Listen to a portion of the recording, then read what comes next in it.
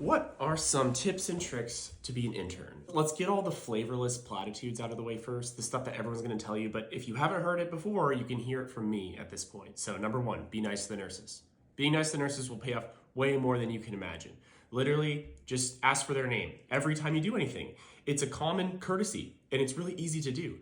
So if I'm in the room and there's a nurse there and I need to get a saline flush for them or ask for a tool or anything, I go, excuse me, what is your name?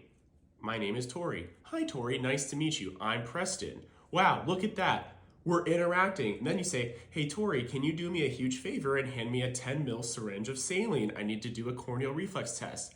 She will do that thing for you. It's very helpful. The salient point here is treat everyone like a human, man. Come on, not just to benefit your transactional interprofessional relationships, but because people deserve respect. It will come back to you if you treat people with respect or with disrespect. Number two, find a pre-rounding system that works for you.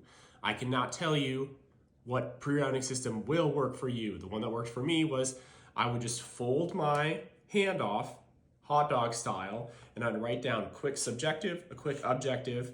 I do the line diagrams, the fishbone diagrams for all of the labs that were important to me. I'd write imaging under that, and then I'd just hashtag out the plan after that so I was tracking on every part of the plan.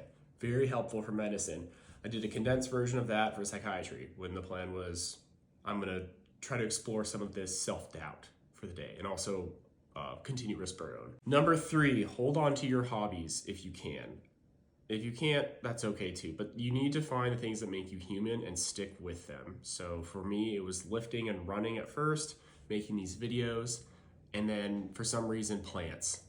I don't know. I really just went off the deep end regarding plants. I think I had like 45 plants at this time, but it's awesome. Oh, and then I bought an espresso machine. Number four, automate. Automate. So that means get a Roomba, find out how to get grocery delivery, get a cleaning service. And the reason is you don't have a lot of time. When I was working 6 days a week, the last thing I wanted to do was spend my one day off when I have 8 hours going grocery shopping and cleaning my apartment.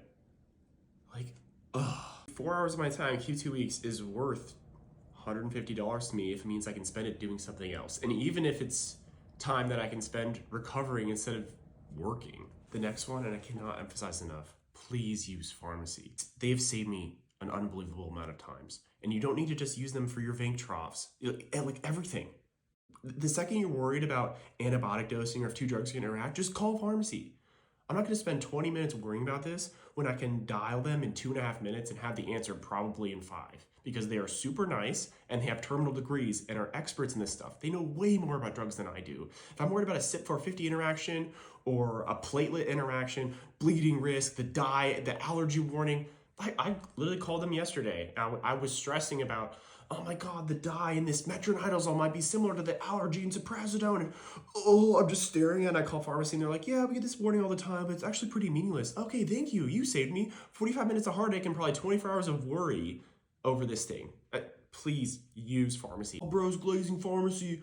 The glazing is real. Yeah, well, I am glazing them because they're pretty good, honestly. And so pharmacists, I love you. Thank you for what you do.